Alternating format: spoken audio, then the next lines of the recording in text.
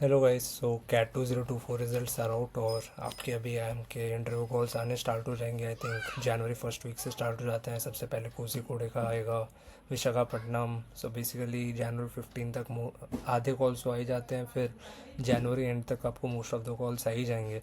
तो ये basically video मैं उनके लिए बना रहा हूँ जो शायद पहली बार इंटरव्यू देने जा रहे होंगे। आई एम का उनको डाउट हो कि भाई किस तरह के क्वेश्चंस पूछे जाते हैं, क्या प्रोसेस होता है बेसिकली। तो मैं पूरा डिटेल में कवर करने वाला हूँ अपना एक्सपीरियंस।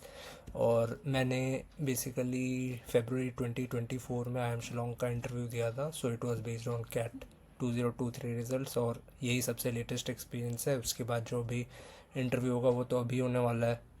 तो I think this is the most recent one. और मैं इससे पहले बताऊँ, मैं ये बोलना चाहता हूँ कि मैं कोई एमबीए गुरु नहीं हूँ। तो ऐसा कुछ नहीं है कि जो मैं बोल रहा हूँ वही सही है या आप लोग वही करो। मैं बस वो बता रहा हूँ जो मेरे को सही लग रहा है, और मैं यही उम्मीद करूँगा कि मेरे एक्सपीरियंस से आपको कुछ हेल्प हो जाए।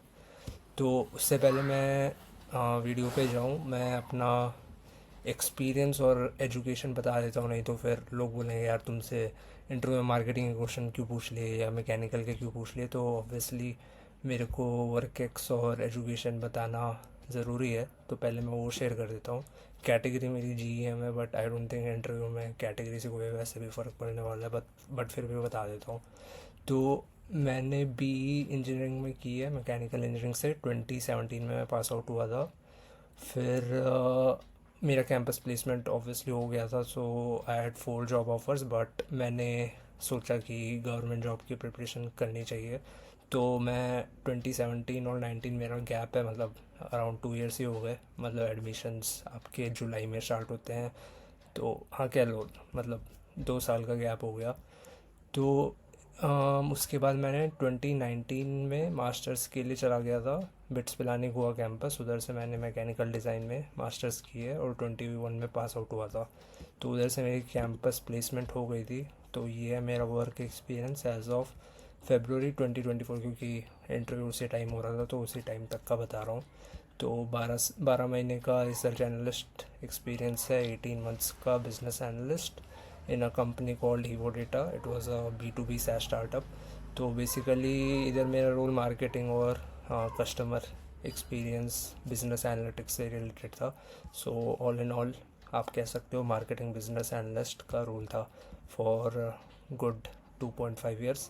फिर after that I move to just before the interview और just before the CAT results I move to Disney plus Hotstar. So interview के डेट पे आई थिंक मेरे को 2 ही महीने का एक्सपीरियंस है in partnership analytics as a senior executive. तो education मेरी इंजीनियरिंग हो गई मैकेनिकल, और जो भी एक्सपीरियंस है वो बिजनेस एनालिटिक्स का है। तो अब मैं आ जाता हूँ सबसे बड़े क्वेश्चन पे कि भाई शिलोंग के इंटरव्यू में मतलब जीडी होता है या एक्सटेम्पोर होता है। तो 2022 तक आई थिंक जीडी होता था। और मतलब मैं भी आपकी तरह जब प्रिपेयर कर रहा था इंटरव्यू के लिए तो मैं भी गूगल पे ही सर्च कर रहा था। तो मेरे को भी यही पता चला कि भाई ग्रुप डिस्कशन होता है। तो मैं तो भाई बहुत खुश था, क्योंकि जीडी तो मैंने बहुत सारे दिए और सारे क्लियर भी किए हैं ऊपर से। Like I been SSB candidate, तो मैं तो बहुत बार जा चुका। तो भाई एसएसबी वालों के सामने एमबी वाले कहाँ ही टिकेंगे। तो मैं तो खुश था कि मेरे को कोई प्रिपेयर करने की अब ज़रूरत ही नहीं है, कि जीडी तो हो ही जाएगा। और इंटरव्यू मैं वैसे भी उस टाइम स्विच ही कर रहा था दिसंबर के आसपास। तो ये इंटरव्यू की तो मैंने क्वेश्चंस पढ़ ही लिए थे। अब मतलब कॉर्पोरेट से ज़्यादा कोई क्या ही पूछ लेगा। तो उस हिसाब से मैं बहुत केयरफ्री हो गया था फिर। लेकिन फिर हमें फेबररी 3 को ये मेल आया जिसमें इन्होंने फॉर्मेट बताया इंटरव्यू का। इन्होंने बोला था कि as a part of admission process you will be asked to speak on a topic for a few minutes in addition to other question, जो कि आपका इंटरव्यू है। तो बेसिकली ये बोल रहे हैं कि एक्सटेम्पोर होगा आपका। तो भाई ये थोड़ा मतलब मैं भी इसमें थोड़ा नर्वस हो जाता हूँ कि उतना लेक्चरेट या एक्सटेम्पोर का एक्सपीरियंस नहीं है। और ठीक है थोड़ा नर्वस था, बट मैं आपको बताता हूँ मैंने कैसे प्रिपेयर किया उस चीज़ के लिए। तो मैं क्या करता था कि मैं 2-3 जनरल टॉपिक्स पढ़ लिए थे, लाइक क्लाइमेट चेंज हो गया, फिर आपका मेक इन इंडिया हो गया, डिजिटल इंडिया हो गया। इस टाइप के मैंने जनरल टॉपिक्स पढ़ लिए थे ताकि कोई भी जैसे कोई भी टॉपिक आ जाए तो मैं कुछ रिलेट कर पाऊँ, जैसे कि आप मान लो कि आपको एयर पोल्यूशन का टॉपिक आ जाएगा तो मैं उसमें क्लाइमेट चेंज की चीज़ें रिलेट कर सकता हूँ। या फिर मान लो मेरे को आ गया टॉपिक कि इंडिया आफ्टर इंडिपेंडेंस, तो उसमें make in India, digital India, ये सब चीज़ें बोल सकता हूँ। मतलब कुछ कंटेंट मेरे पास रहेगा, तो जनरल कुछ चीज़ें मैं पढ़ लेता था। तो मैंने भी सोचा यही होने वाला होगा वैसे लॉन्ग के इंटरव्यू में भी इसी टाइप का थोड़ा प्रिपेयर कर लेता हूँ, बट ऐसा नहीं था। तो ये थे टॉपिक्स, और ये मतलब रियल टॉपिक्स है, कोई मजाक नहीं है। ये मेरा इंटरव्यू 17 को था, और आई थिंक जो शिलोंग के इंटरव्यू थे वो 10 फरवरी से ही स्टार्ट हो गए थे। तो जो भी बच्चे जा रहे थे तो व्हाट्सएप ग्रुप पे उन्होंने शेयर किए थे ये टॉपिक्स। तो उससे पता चला कि भाई जो हम पढ़ के जा रहे हैं वैसा कुछ नहीं आने वाला है, इट्स टोटली डिफरेंट। बट इसमें सीन क्या है कि ये सारे इडियम्स है, jump the gun, end of the line, general या जनरिक इडियम्स है, और they are open to interpretation. अब मान लो तुम्हें किसी चीज़ का मतलब नहीं भी पता, अब जैसे होल 9 यार्ड्स है, इसका मतलब तो मेरे को भी नहीं पता है भाई क्या है। तो ऐसा नहीं है कि आपको जो इसका मतलब है उसी के बारे में बोलना, आप कुछ भी बोलो, इट्स ओपन टू इंटरप्रिटेशन, बस रिलेटेड होना चाहिए। तो मैंने उसी हिसाब से फिर देखे, मैंने भी जो भी टॉपिक्स आ रहे थे ग्रुप से उस पर थोड़ा थोड़ा देखा। तो मेरी स्ट्रैटेजी इसमें ये थी कि मैं उस चीज़ से रिलेट करना चाहता था जिसके बारे में मेरे को सबसे ज़्यादा पता है, या जिसके बारे में मैं सबसे ज़्यादा चीज़ें बोल पाऊँ। और एक और चीज़ कि जब भी एक्सटेम्पोर होता है, जीडी होता है, कुछ भी होता है, तो उसमें अगर आप अपने पर्सनल एक्सपीरियंस इंक्लूड करते हो या कोई एग्जांपल्स इंक्लूड करते हो, नंबर्स इंक्लूड करते हो, तो वो थोड़ा इफेक्टिव रहता है। तो ये पॉइंट आप मतलब ध्यान में रख सकते हो। तो मैंने क्या किया था कि मैंने सोचा कि भाई कोई भी टॉपिक हो मैं क्रिकेट से थोड़ा रिलेट कर सकता हूँ। तो जैसे आप मान लो जंप द गन है, तो इसमें मैंने बोला कि मतलब मैंने सोचा, बोला नहीं, कि मैं इसको रिलेट कर दूंगा लेट से जैसे वर्ल्ड कप में रोहित शर्मा परफॉर्म कर रहा था कि भाई आते ही मारना शुरू कर दिया, छक्के चौके पहले 5 ओवर में ही सब कर दिया। मैं बोला कि भाई जंप द गन का मैं यही मतलब निकाल लूँगा कि रोहित शर्मा का अग्रेसिव अप्रोच कैसा था वर्ल्ड कप में, जिसने हमें आई थिंक फाइनल में पहुंचने की हेल्प की। और फाइनल में भी हम वैसे ही खेल रहे थे, रोहित शर्मा ने वैसे ही एग्रेसिव अप्रोच किया था, बट एंड में आउट हुआ। तो कभी कभी मतलब भारी भी पड़ जाता है आप पे ये चीज़। तो मैंने यही सब थोड़ा सोचा था कि कुछ भी टॉपिक है मैं थोड़ा क्रिकेट से रिलेट करने की कोशिश करूँगा। तो आप अपना स्ट्रैटेजी देख लेना कैसे करना है, मेरी ये स्ट्रैटेजी थी। तो ईडीएम से थे ओपन टू इंटरप्रिटेशन। फिर मैं अब अपना बता देता हूँ टॉपिक। तो उससे पहले मैं बता देता हूँ आपको एक पीआई फॉर्म भरना पड़ता है। तो जिसमें एक बेसिकली क्वेश्चन एयर होगा, आपको अपना एकेडमिक्स, एक्सपीरियंस, हॉबीज़, फिर एक्स्ट्रा करिकुलर एक्टिविटीज़, ये सब चीज़ें उस पर लिख के देनी होती है। और एक और क्वेश्चन रहता है हु एम आई करके, तो उसके बारे में आपको काफ़ी I think may be 500 words या मतलब ठीक ठाक लिख के उसमें देना पड़ता है। ये this is before the interview, मतलब जब आप इंटरव्यू देने जाओगे उससे पहले आपको ये भर देना पड़ेगा और सबमिट करना पड़ता है ऑनलाइन। और ये फॉर्म आपके जो भी पैनलिस्ट होंगे इंटरव्यू के उनके पास रहेगा। तो basically they will go through everything, जो भी आपने लिखा है एकेडमिक्स का, वर्क एक्सपीरियंस का, सब कुछ वो देखेंगे। तो मैं जब अंदर गया तो उधर 2 पैनलिस्ट थे और मेरे को बोला कि तुम ये टॉपिक पे बोलो, इचिंग टू गेट स्टार्टेड करके उन्होंने टॉपिक दे दिया। और बोला कि 2 मिनट है तुम्हारे पास, तुम सोच लो, मतलब you have 2 minutes to think and 3 minutes to speak. तो 2 मिनट उन्होंने एक पेपर दे दिया था और आपके पास एक पेन दे दिया, तो आप कुछ भी चाहो नोट कर सकते हो। उसके बाद जैसे ही 2 मिनट ख़त्म हो जाएंगे आप बोलना शुरू करो 3 मिनट के लिए। तो भाई मेरे को इसका मतलब मेरे को नहीं पता है क्या है भाई इचिंग टू गेट स्टार्टेड। मैंने बस ऐसा सोचा कि कुछ करने का रहता है ना, कि कुछ भाई करना है, कुछ करने की चुल हो गई, कुछ करने की खुजली रहती है। तो मैं सोचा इस टाइप का। अब भाई मैंने ये तुरंत मेरे दिमाग में आया कि मैं भाई ये सेम चीज़ मैं वही रोहित शर्मा वाले पे अप्लाई कर दूंगा कि रोहित शर्मा वर्ल्ड कप में ऐसे खेला। Just not just Rohit Sharma, भी देखो जो भी बेसबॉल चल रही है, ये सब चीज़ें चल रही हैं। तो क्या है कि थोड़ा बैट्समैन का माइंडसेट थोड़ा अग्रेसिव हो गया है, तो मैं सोचा इस पर रिलेट करता हूँ। तो मैंने स्टार्ट किया कि जो भी ये टॉपिक है मेरे को इसका मतलब एज सच तो नहीं पता, but it's open to interpretation. तो मैं इसको रिलेट करना चाहूँगा अपनी इंडिया टीम की परफॉर्मेंस से in the recently concluded world cup. तो उसमें मैंने बताया पावर प्ले का कैसे हमने यूज़ किया, मैक्सिमाइज़ किए अपने स्कोर्स, और उसने हमारी हेल्प भी की टू रीच द फाइनल्स। फिर बेसबॉल का भी ये सब मैंने बता दिया था। फिर उस समय एक्चुअली इंग्लैंड और इंडिया की टेस्ट सीरीज़ चल रही थी जिसमें जयसवाल मार रहा था भाई एंडरसन को, तो वो सब चीज़ें मैंने बताई। फिर मैंने थोड़ा अपना पर्सनल से भी रिलेट कर दिया कि मैं भी कुछ वैसा थोड़ा क्यूरियस टाइप का हूँ, मैं भी कुछ करने को बहुत वैसा रहता हूँ कि हाँ जल्दी कर दूँ, ऐसा कर दूँ। तो वो सब मैंने थोड़ा पर्सनल चीज़ें बोली, 3 मिनट मैंने बिल्कुल फ्लुएंसी के साथ, क्योंकि क्रिकेट वाला तो मेरे दिमाग में पहले से ही था, उसको तो मेरे को कुछ वैसा सोचने का ज़रूरत ही नहीं था, पूरा फ्लुएंसी के साथ मैंने 3 मिनट बोल दिया। तो 3 मिनट हो गए, उसके बाद मैं वही थैंक यू करके एक्सटेम्पोर ख़त्म किया। फिर उसके बाद मेन इंटरव्यू मेरा शुरू हुआ। तो मैं क्वेश्चंस आपको शेयर कर देता हूँ। और हाँ, अगर मतलब किसी को ऐसे मतलब पूरी वीडियो नहीं देखनी है तो मैंने एंड में ट्रांसक्रिप्ट डाल रखी है, तो आप चाहो तो वहाँ पे भी वीडियो के एंड में जाके सारे क्वेश्चंस की ट्रांसक्रिप्ट देख सकते हो।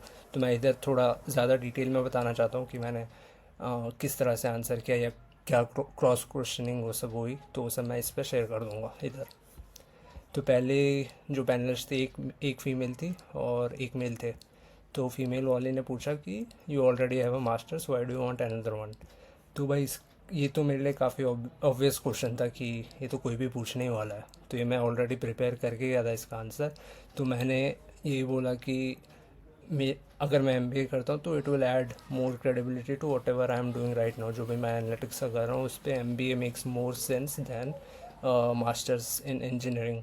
ऐसे ऐसे करके कुछ मैंने बोल दिया। फिर उसने मेरे को वहीं पे रोका और बोला कि आपने मैकेनिकल पढ़ी है तो is it coming in to use in your current work experience, और if not what's the use. तो मैंने बोला यार to be honest, as such जो मैकेनिकल के कॉन्सेप्ट है वो तो यूज़ में नहीं आता है, but obviously let's say statistics is an integral part of analytics, तो वो तो यूज़ में ही आता है, वो भी मैंने पढ़ा ही है मैकेनिकल में। एंड ऑपरेशंस रिसर्च हो गए, लाइक उसके टॉपिक्स, क्यूइंग थ्योरी वगैरह हो गई, तो गेम थ्योरी, तो ये सब चीज़ें एनालिटिक्स में यूज़ आती है और काफ़ी हेल्प करती है मेरे को। तो ये मैंने बोला। और थोड़ी ये सब चीज़ें मैंने ऑलरेडी गूगल से पढ़ रखी थी कि intersection of engineering and business ये सब आपको हेल्प करेगा टू सॉल्व कॉम्प्लेक्स प्रॉब्लम वगैरह वगैरह वगैरह, तो वो तो रटा रटाया था, ऐसे ही मैंने वो बोल दिया। तो ठीक है, शी सीम्ड सेटिस्फाइड। फिर उसने नेक्स्ट क्वेश्चन पे जब तक मैं आंसर दे रहा तो मेरा बेसिकली मार्कशीट दिख रही थी। वो एक्चुअली सबमिट करनी पड़ती है आपको इंटरव्यू से पहले। तो मास्टर्स की मेरी मार्कशीट में एक सब्जेक्ट था प्रोडक्ट डिज़ाइन। तो उसने बोला कि आपको लेट्स से एक प्रोडक्ट डिज़ाइन करना है तो उसमें क्या क्या स्टेप्स इन्वॉल्व होते हैं। तो ये फिर मैंने इसका आंसर बोलना शुरू किया। ये ऑब्वियसली मैं पढ़ के नहीं गया था, तो बस बट मेरे को एक बेसिक आइडिया था ही, तो मैंने स्टेप्स उसको गिनाए कि आइडिएशन होता है, फिर पहले सबसे उससे भी पहले होता है कि भाई पहले आपको प्रॉब्लम फाइंड आउट करनी है कि प्रॉब्लम क्या आ रही है, उसका सॉल्यूशन निकालना है। फिर तो पहले प्रॉब्लम आइडेंटिफिकेशन हो गई, फिर मैंने आइडिएशन बोला, फिर उससे पहले हाँ उसके बाद मैंने बोला था आरओआई कैलकुलेशन। मान लो हम कुछ कर रहे हैं तो उसका भाई मतलब रिटर्न क्या आने वाला है, इतने पैसे हमने डाले, प्रॉब्लम सॉल्व की, हमारा एस्टिमेट किया है कि हमें जितना पैसा डालना उससे ज़्यादा पैसा मिलने वाला है नहीं मिलने वाला है जो भी है। तो मैंने आरओआई कैलकुलेशन बोली, फिर टेस्टिंग बोला था, प्रोटोटाइप बोला था, फिर उसके बाद फाइनल जो भी एग्जीक्यूशन होता है। तो ऐसे करके बोला। तो उसने बोला कि ये बिज़नेस पॉइंट ऑफ व्यू से आप मेरे को कस्टमर पॉइंट ऑफ व्यू से बताओ। तो इसका मेरे को मैंने बोला था कि कस्टमर सर्वे करूँगा मैं, पता करने के लिए कि लोगों की क्या प्रॉब्लम्स हैं। फिर इसी तरह से मैं कुछ कुछ जो भी मेरे मन में आ रहा था उस टाइम बोल रहा था, मैं कस्टमर सर्वे एक बोला था मैंने। फिर आई थिंक उतना ही था। उसके बाद बट मेरे हिसाब से वो आंसर एक्सपेक्ट कर रही थी इस लाइन से कि अगर किसी ने भी प्रोडक्ट डिज़ाइन पढ़ा हो तो उसमें स्टेप्स होते हैं लाइक कैनो मॉडल, फिर AHP होता है, ट्रिज होता है। तो I think may be she was expecting answers on that line, but जो भी है मैंने इस टाइप का आंसर दिया था। फिर वो अगले क्वेश्चन पे आ जाती है कि आप हॉटस्टार पे काम कर रहे हो, तो let's say you want to attract customers from Amazon Prime या अदर कस्टमर्स, तो आप क्या स्ट्रेटजी यूज़ करोगे। तो इस पे मैं उतना अच्छा आंसर नहीं कर पाया था। मैंने बोल दिया था कि मे बी मतलब एड्स दिखाऊंगा मैं उनके प्लेटफॉर्म पे, या फिर कोई इन्फ्लुएंसर को ले आऊँगा on board to help reach our product to more people, या मोर अवेयरनेस फैलाने के लिए, क्योंकि आजकल वही चल रहा है। मतलब सबसे ज़्यादा लोग किसकी सुनते हैं, इन्फ्लुएंसर कोई कुछ बोल देता है वो ऐसे ही मान लेता है। तो मैंने बोला आजकल यही ज़्यादा ट्रेंड है, इंस्टेड ऑफ एडवर्टाइजिंग या जो भी ट्रेडिशनल एडवर्टाइजिंग होती है उसकी जगह मैं किसी इन्फ्लुएंसर की मदद लूँगा। और how good product sells itself, ये सब चीज़ें मैंने बोली थी। बट आई थिंक इसका आंसर होना चाहिए था कीवर्ड टारगेटिंग। तो लेट्स से अगर कोई बंदा गूगल पे सर्च करता है अमेज़ॉन प्राइम, तो उस पर आप अपने ऐड दिखा दो कि आपने जो अपना ऐड रन किया है उसका कीवर्ड डाला है भाई अमेज़ॉन प्राइम का, तो भले ही वो बंदा सर्च करे अमेज़ॉन प्राइम लेकिन उसको दिखेगा हॉटस्टार का ऐड। तो इस टाइप की चीज़ें भी होती है। तो आई थिंक उसने मेरे से ये एक्सपेक्ट किया, क्योंकि मैंने मार्केटिंग में काम कर रखा है तो मे बी ये सब चीज़ें मेरे को पता हो, ऐसा सोची होगी, तो शायद ये बेटर आंसर होता। तो ये हो गया। फिर उसने ये पूछा कि सामने एक बिस्लरी वाटर बॉटल रखी हुई थी, तो बोली कि what's the manufacturing process used, मतलब जो भी इसको बिल्ड करने के लिए। तो भाई ये एक्चुअली मैं जब बी के इंटरव्यू दे रहा था, रॉयल इनफील्ड का दे रहा था, तब ये क्वेश्चन सेम मुझसे पूछा गया था। तो इसका थैंकफुली मेरे को आंसर ऑलरेडी पता था, तो इट वाज ब्लो मोल्डिंग। तो मैंने बता दिया। फिर उसने बोला कि नहीं डिटेल में बताओ, लाइक क्या टेम्परेचर उसमें होता है मेल्टिंग का, या जो भी बॉइलिंग बॉइलिंग नहीं सॉरी मेल्टिंग ही होगा, या हीट ट्रीटमेंट प्रोसेस क्या होती है, ये सब उसने पूछा। तो भाई मैंने कब भाई 2021 में लास्ट पढ़ी थी मैकेनिकल, मेरे को कुछ कहाँ याद है 24 में। उसको सीधा बोल दिया कि मैंने बहुत टाइम से टच में नहीं हूँ और इसका आंसर मतलब मैकेनिकल का मेरे को नहीं पता है, so I don't want to beat around the bush, और मैं इसको स्किप कर दूँगा। तो मैं भी यही सजेस्ट करूँगा, अगर आपको कुछ नहीं पता है तो स्किप कर दो इंस्टेड ऑफ वेस्टिंग टाइम। अगर असली में नहीं पता है, अगर आपको लगता है किसी अप्रोच पे आ जाओगे तो ठीक है, अपना टाइम लो और सोचो उस बारे में। नहीं पता तो डायरेक्ट ही बोल देना चाहिए। तो उसने बोला ठीक है। फिर उसने एक और क्वेश्चन मुझसे पूछ दिया कि, बल्कि मैंने ये बोला फिर भी कि और जो भी मैन्युफैक्चरिंग प्रोसेस होता है उनके नाम पता है, तो वो मेरे को थोड़े पता थे। कास्टिंग होता है, फिर ब्लैंकिंग होता है, ड्राइंग होता है, और भी थे बट मेरे को उस टाइम 3 ही ध्यान में आए। और भी होते हैं, एक्सट्रूजन होता है भाई। तो मतलब उस समय उतना मेरे को याद नहीं आ रहा था, जो मेरे को 3 समझ में आया था मैंने बोल दिया उसको। तो शी सीम्ड सेटिस्फाइड। फिर उसके बाद उसने पूछा फिर से मैकेनिकल का ही पूछ दिया कि how many degrees of freedom does a robot have. तो इसका तो मेरे को पता था, तो इसका मैंने बोला 6 होते हैं। तो उसने बोला आर यू श्योर, तो मैंने बोला हाँ भाई 3 रेक्टिलिनियर होते हैं और 3 आपके रोटेशनल होते हैं। तो मेरे हिसाब से तो ये आंसर तब गलत है, तो पता नहीं, बट मैंने उस टाइम बोल दिया 6। फिर अब पैनलिस्ट 2 आ गया। तो अभी जो फीमेल पैनलिस्ट थी तो उसने अभी पूछना बंद कर दिया। तो पैनलिस्ट 2 ने क्या बोला कि एक एस्टीमेट है, आपको बेंगलोर में number of cars find out करनी है कि टोटल वही कार्स कितनी होंगी। तो इसका मैंने एक बहुत ही स्टैंडर्ड अप्रोच यूज़ किया था, और जब मैं वैसे भी इंटरव्यूज़ दे रहा था स्विच करने के लिए, तो ये सब चीज़ें मैंने पढ़ी थी। एमबीबी के साइट से आपको मिल जाएगी, अगर आप कोई भी मैकेंजी बेन बीसीजी की साइट पे जाके केस स्टडी टाइप करोगे या इस टाइप की एस्टीमेट होंगे, तो आपको केस स्टडी भी मिल जाएंगी, एस्टीमेट भी मिल जाएंगी। तो मेरे से एस्टीमेट पूछा, किसी से केस स्टडी पूछा हो, उस हिसाब से बता रहा हूँ। तो मैंने इसमें बोल दिया था कि टोटल पॉपुलेशन होती है बेंगलोर की, उस टाइम मैंने एक अजम्पशन ले लिया कि 1 करोड़ के आसपास होती है। तो ये थोड़ा मैं पहले भी देख के गया था कि इतना ही है पॉपुलेशन, और मैंने बोल दिया अभी रिसेंटली कुछ चेंज हुआ तो पता नहीं, बट 20 जो लास्ट डेटा था हमारे पास वो 1 करोड़ बोल रहा था। तो उसमें मैंने बोला कि अगर मैं लगा लूँ कि एवरेज फैमिली साइज़ अगर 4 लोगों की है, तो मैं बोलूँगा कि मेरे पास 25 लाख फैमिलीज़ हैं। और इस पे मैं परेटो रूल अप्लाई कर दूँगा कि भाई 80-20 वाला, कि 80% जो भी लोग हैं वो 2 व्हीलर से जाते होंगे या पब्लिक ट्रांसपोर्ट यूज़ करते होंगे, और जो 20% पीपल हैं आउट ऑफ 25 लैक्स, तो मतलब 25 लाख फैमिलीज उनके पास एक कार होती होगी घर पे। तो उस हिसाब से मेरा नंबर आ रहा था अराउंड 5 लैक्स के अराउंड। तो मैंने ऐसे ऐसे करके कुछ थोड़ी कैलकुलेशन के साथ 5 लाख के अराउंड बताया था। तो उसने बोला यू आर फॉरगेटिंग समथिंग, तो थोड़ा सोचो उस बारे में। तो मैं भाई सोचने लगा, बट उतना मेरे दिमाग में उस टाइम कुछ आया नहीं। तो उसने बोला कि आप इंटरव्यू देने कैसे आए। तब मेरे को याद आया, अरे भाई ये तो कैब्स की बात कर रहा है, तो मैंने कैब्स को वही नहीं गिना उसमें, बट ठीक है। तो उसने फिर बोला ठीक है हाँ वही कैब्स भी आएंगे। फिर उसने अगला क्वेश्चन मुझसे पूछा था कि एक्सप्लेन ए बी टेस्टिंग। तो ये बेसिकली मार्केटिंग का ही कॉन्सेप्ट है, और मेरी पिछली कंपनी में जब मैं काम कर रहा था तो ये सब काफ़ी यूज़ हुआ था। तो इसका आंसर मेरे को पता था कि A B testing is basically when you show like 2 variants of a website और website page to different people और to a group of people में भी। सो लेट से एक ही वेब पेज है, उसके मैंने 2 वर्जन्स बना लिए हैं और वो मैं ऑडियंस को दिखा रहा हूँ। तो अब उसके मैं रिजल्ट्स देखूँगा कि भाई किस वाले वेब पेज पे ज़्यादा क्लिक्स आ रहे हैं, किस पे ज़्यादा इंगेजमेंट है।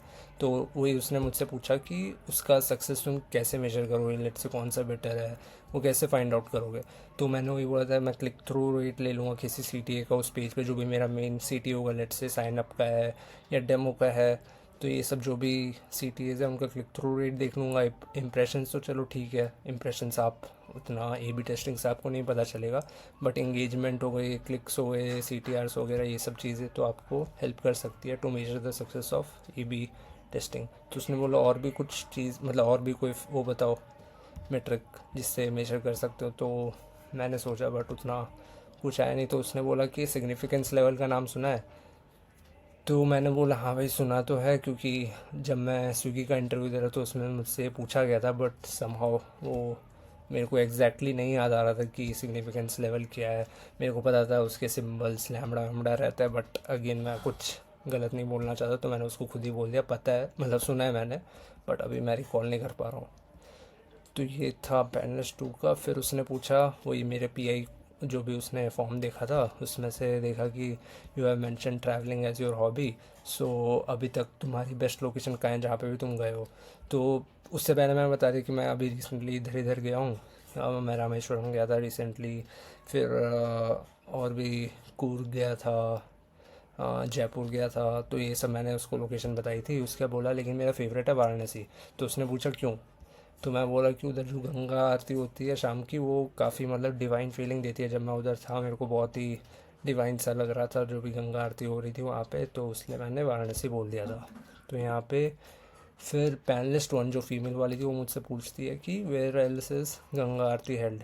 तो इसका मेरे को आंसर पता था कि भाई हरिद्वार में होती है। तो मैंने बोला हरिद्वार। तो उसने बोला what else is Varanasi famous for. तो उसको मैंने बोला था कि सबसे पहले मैंने बोल दिया कि Varanasi is Modi ji constituency in Lok Sabha, मतलब उसी टाइम इलेक्शंस भी आने वाले थे 2-3 महीने, तो एक चीज़ ये मैंने बोल दी। फिर मैंने बोला काशी विश्वनाथ टेम्पल है, मणिकर्णिका घाट है। तो ये सब मैं 3-4 चीज़ें बोली थी। तो उसने पूछा कि what's the significance of Manikarnika ghat. तो भाई ये मैंने पढ़ा था कि कहीं तो मतलब वहाँ पे बॉडीज़ बर्न करते हैं, और जो भी वहाँ पे बॉडीज़ बर्न करते हैं उधर मोक्ष की प्राप्ति होती है, ऐसा ऐसा मैंने बोला। बट बोले कि नहीं वो तो बॉडीज़ हर घाट्स पे बर्न करता है, बट ऐसा आई डोंट थिंक होता है। आई थिंक या होता भी होगा, पता नहीं, मेरे को एग्जैक्टली श्योर नहीं है। बट मैंने बोला कि नहीं मेरे को तो इतना ही पता है। बट फिर उसने पूछा मणिकर्णिका ये नाम कैसे है। तो मैं बोला कोई क्वीन थी, मे बी, मेरे को नहीं पता किसको बोलते हैं, बट मैंने फिर बोला कि मेरे को एग्जैक्टली नहीं पता है, तो छोड़ दिया मैंने। तो उसने बोला कि which lord is worshipped at Kashi Vishwanath, जो भी काशी विश्वनाथ टेम्पल है। तो मैंने बोला था उधर लॉर्ड शिवा होते हैं, लॉर्ड शिवा की पूजा होती है, और वो तो ज्योतिर्लिंग भी है। तो फिर उसने बोला कि how many jyotirlingas are there, और उनके मतलब नाम बताने। तो ये मेरे को पता था कि 12 ज्योतिर्लिंग होते हैं।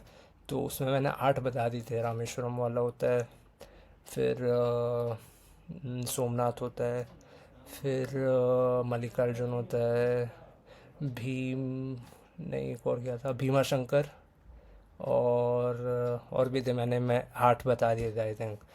तो उसने मतलब ठीक है, शी सीम्ड सेटिस्फाइड। फिर उसने एक पूछा था कि अभी वाराणसी में कोई कंस्ट्रक्शन का मैटर चल रहा है, तो उससे पूछा था। तो इट वाज रिलेटेड टू ज्ञान वापी, लेकिन मेरे को डाउट था कि वो मथुरा में और काशी में नहीं है। तो मैंने उसको ऐसा बोल दिया कि कंस्ट्रक्शन का तो ऐसा चल रहा है एक ज्ञान वापी मस्जिद का, but it's not in Varanasi, it's in Mathura. तो वो ऑब्वियसली मेरा आंसर गलत है, बट उसने उस टाइम कुछ नहीं बोला। तो मेरे से इतने क्वेश्चंस पूछे गए, फिर उसने बोल दिया था take a candy and you can leave. तो ये मैं चॉकलेट उठाई और चला गया। तो ये था मेरा इंटरव्यू एक्सपीरियंस। फिर मतलब मेरे को ऐसा नहीं लगा कि कुछ खास गया होगा, बट गिवन दैट मेरी 92 परसेंटाइल आई थी और मेरा वेट लिस्ट था 21, तो आई बिलीव PI में भी मेरे को अच्छा ही स्कोर मिला होगा। नहीं तो 92 परसेंटाइल पे कहाँ ही मतलब 21 वेट लिस्ट पे आता मैं। तो ये था। और मैं एक बार प्रोसेस का जल्दी जल्दी बता देता हूँ कि क्या क्या आपको लेके जाना पड़ता है। तो अगर आपका इंटरव्यू जैसे मेरा था 17 फेब को, तो मेरे को PI का कॉल आ गया था जनवरी 6 के अराउंड आ गया था आई थिंक। या जो भी हो, आपको बेसिकली 1 मंथ ऑफ टाइम मिल जाएगा। और ये सब चीज़ें वो लोग बता देंगे, लोकेशन वगैरह का कि कहाँ पे जाना है। और ये, हाँ सॉरी, फिज़िकल होता है, ऑनलाइन नहीं होता है। तो ऑफलाइन इंटरव्यू है, आपको एक होटल में बुलाएंगे और आपको ये सारे डॉक्यूमेंट्स ले जाने पड़ते हैं। ID proof, CAT admit card, फिर ये जो आप मैंने बताया था ना, ये फॉर्म भरना पड़ेगा, पीआई कॉल लेटर। नहीं नहीं, ये तो पीआई कॉल लेटर है। फिर मार्कशीट है, कास्ट कैटेगरी हो गया, एक्स्ट्रा करिकुलर हो गया। But I think personal interaction call letter ही था, या पता नहीं यार, एक फॉर्म तो था उसमें जिसमें आपको, जो मैंने भी बोला ना क्वेश्चन है, वो सब भरने पड़ते हैं, तो वो भी आपको लेके जाना था। और फिर उसके बाद ये था मेरा वेन्यू, एक बेंगलोर में होटल है मोनार्क लग्जर। बोला था आपको 45 मिनट्स पहुंच जाना है, मेरी 45 मिनट्स पहले पहुंच जाना है। मेरी थी सेकंड शिफ्ट, तो मेरे को दोपहर के 1 बजे का रिपोर्टिंग था। तो उससे उन्होंने बोला था कि 45 मिनट्स पहले पहुंच जाने के लिए, तो मैं तो टाइम पे पहुंच गया था। फिर पहुंचने के बाद एक वेटिंग हॉल टाइप का था, उधर सारे मतलब कैंडिडेट्स बैठे हुए थे, आपको उधर सारे डॉक्यूमेंट्स वगैरह लेके रखने थे। फिर आपको प्रोसेस ऐसा था कि अम, वो एक एसएमएस भेजते हैं। पहले तो आपका कैट स्कोर कार्ड लेंगे, मतलब कैट आईडी लेंगे और रजिस्टर करेंगे। उसके आपको एक मैसेज भेजेंगे कि आपका इंटरव्यू कौन से पैनल में होगा और कौन सा सीक्वेंस क्या है।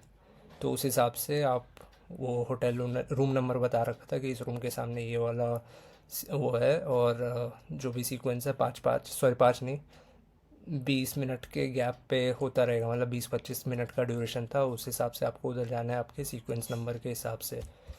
तो ये था। और उसके बाद ये ट्रांसक्रिप्ट जो मैंने बोला था स्टार्टिंग में, मैंने सारे क्वेश्चंस की ऑलरेडी इधर शेयर कर रखी है। तो जिसको, मतलब जिन्होंने नहीं देखी वीडियो, वो यहाँ पे आके सारे क्वेश्चंस देख सकते हैं। कोई भी डाउट हो तो आप कमेंट कर दो। पिछले वीडियो में भी जो भी जितने भी कमेंट्स आए थे, मैंने सबके आंसर किए हैं। किसी भी तरह का डाउट हो, कुछ भी हो, आप कमेंट कर दो। और अगर जस्ट इन केस मैं नहीं कर पाऊँ तो लिंक्डइन में, अच्छा ठीक है, अगर आपको लिंक्डइन पे भी कमेंट करना हो तो, मतलब सॉरी, कनेक्ट करना हो तो कमेंट पे एक बार बता दीजिएगा, मैं अपनी लिंक्डइन आईडी भी शेयर कर दूंगा। रिज़ल्ट तो मैंने आपको बता ही दिया है कि मेरी 21 थी वेट लिस्ट, तो कितने से कितनी मूव हुई है वो सब जानना है, तो उसके लिए भी एक वीडियो बना दूंगा। और बाकी मैंने अमृतसर के दिए इंटरव्यू, फिर संबलपुर का दिया है, फिर सैप का दिया है, बौद्ध गया और जम्मू का। तो अगर आप चाहते हैं कि मैं इन सब आईएम्स की भी इंटरव्यू एक्सपीरियंस शेयर करूँ तो कमेंट से बता दीजिएगा। आई होप कि ये वीडियो हेल्पफुल रहेगी आपके लिए, और आपको एक आइडिया मिल जाएगा कि किस तरह के क्वेश्चंस पूछे जाते हैं, क्या प्रोसेस रहता है। So that's it, thank you for watching.